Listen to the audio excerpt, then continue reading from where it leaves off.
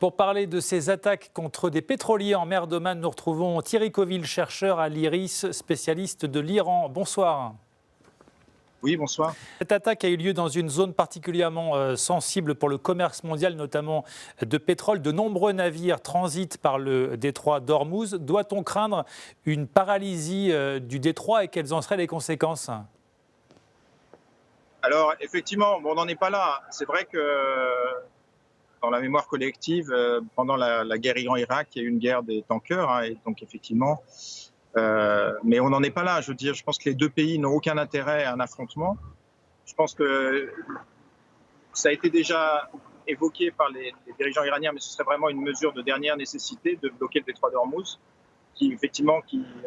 par lequel transite 30% du commerce pétrolier mondial.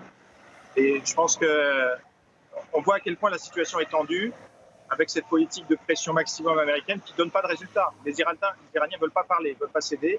Et donc on en est là. C'est là que c'est très dangereux parce que n'importe quel événement, mauvais calcul, mauvaise interprétation, ou je ne sais pas quoi d'autre, les tensions sont tellement extrêmes que effectivement tout le monde a peur que ça dégénère en affrontement. Mais je pense que ni l'Iran ni les États-Unis ne veulent vraiment la guerre. On sait qu'il y a donc une véritable fracture entre Donald Trump et le régime de Téhéran à propos du nucléaire iranien. Les États-Unis imposent des sanctions à l'Iran. À quel point ces sanctions aujourd'hui impactent-elles l'économie iranienne ?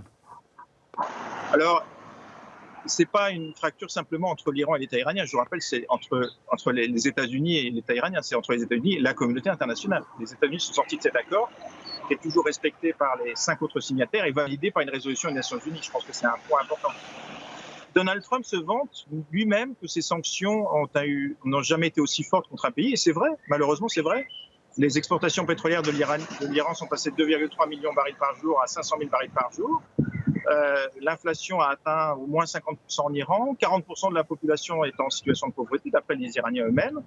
Vous avez sans doute des pénuries de médicaments. Il y a peut-être des gens qui meurent. Les Iraniens ne communiquent pas trop là-dessus, mais sans doute des gens qui meurent dans les hôpitaux pour les traitements. L'économie est en récession, donc le chômage s'accroît. Non, la situation économique est véritablement catastrophique. D'ailleurs, c'est la stratégie américaine. La stratégie américaine, c'est d'affamer, entre guillemets, 80 millions de personnes pour que les Iraniens viennent négocier sur 12 mois qu'ils ont énoncés. Merci beaucoup Thierry Coville. Je rappelle que vous êtes chercheur à l'IRIS, spécialiste de l'Iran. Merci beaucoup.